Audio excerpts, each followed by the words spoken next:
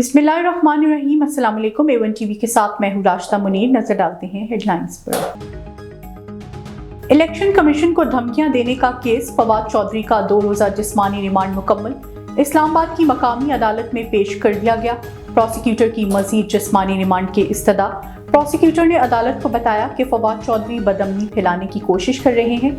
Election commission के workers को जान का भी खतरा है। वकील इलेक्शन कमीशन ने कहा कि मुलजिम ने तकरीर का इकरार किया। फवाद चौधरी के घर से लैपटॉप और मोबाइल फ़ोन हासिल करना इनकी मौजूदगी में ज़रूरी है। वकील बाबर आवान बोले, एटमी रियासत को मोम की गुड़िया बना दिया गया है।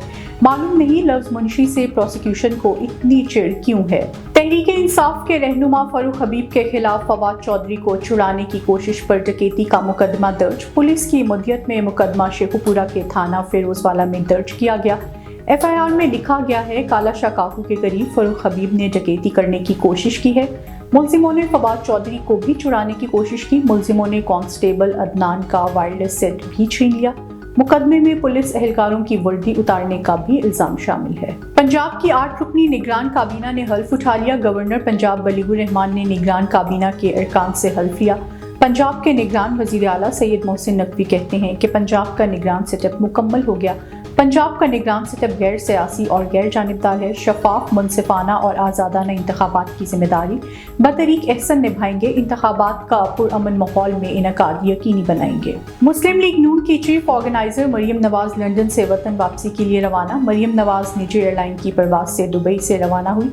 दुबई में मुख्तसर क़याम के बाद कल पाकिस्तान पहुंचेंगी। मरियम नवाज के हमरा चंद सहाफ़ी और मुस्लिम लीगी कारकुन भी रवाना हुए। मरियम नवाज एयरपोर्ट रवानगी से कबल साबिक वज़ीर आज़म नवाज शरीफ के हमरा एवनफील्ड अपार्टमेंट्स गई और कारकुनों से मुलाकात भी की।